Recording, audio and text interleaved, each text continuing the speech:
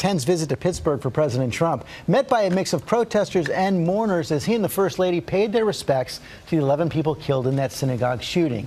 The scene, one more sign of how divided our nation has become. Our senior national correspondent Terry Moran has the story. Good morning, Terry. Good morning, George. That's right. It was such a study in contrast. There was President Trump performing the hard duty his predecessors had done so often, comforting a shattered community in a grieving country. But even in that moment, as you point out, neither he nor the country could escape the political bitterness that's dividing the nation under this president.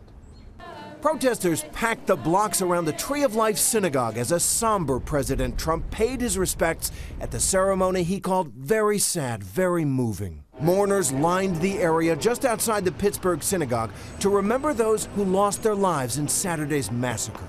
There, President Trump and the First Lady were joined by Ivanka Trump and son-in-law Jared Kushner. Ivanka converted to Judaism, the faith of her husband and their 3 children. Following Jewish custom, the first family placed stones at each of the stars near the synagogue, memorializing the dead. Right there with them, Rabbi Jeffrey Myers, who escaped the gunfire that killed 11 that Saturday morning. But throughout the somber memorial, the protests continued, with demonstrators gathered in the neighborhood nearby shouting at the president, saying words matter. You don't belong here! This is our neighborhood!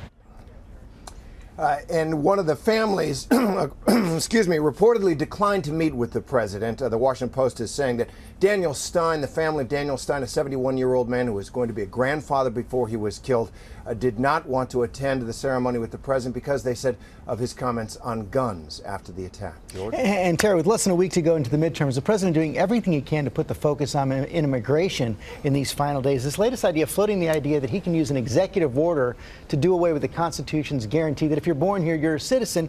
That's drawn a real backlash, even from the Republican House Speaker Paul Ryan. Well, you obviously cannot do that. You cannot end birthright citizenship with an executive order. We didn't like it when Obama tried changing immigration laws via executive action, and I think in this case the 14th Amendment's pretty clear. Yeah, Terry, you've covered the Supreme Court for years. The 14th Amendment is simple and clear. It is. That's the majority opinion on the Supreme Court several times, which has ruled on this general area that if you are born in the United States and subject to its laws, you are a citizen.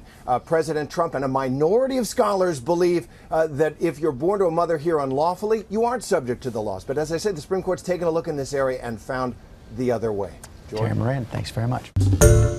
Hi, everyone. George Stephanopoulos here. Thanks for checking out the ABC News YouTube channel. If you'd like to get more videos, show highlights, and watch live event coverage, click on the right over here to subscribe to our channel. And don't forget to download the ABC News app for breaking news alerts. Thanks for watching.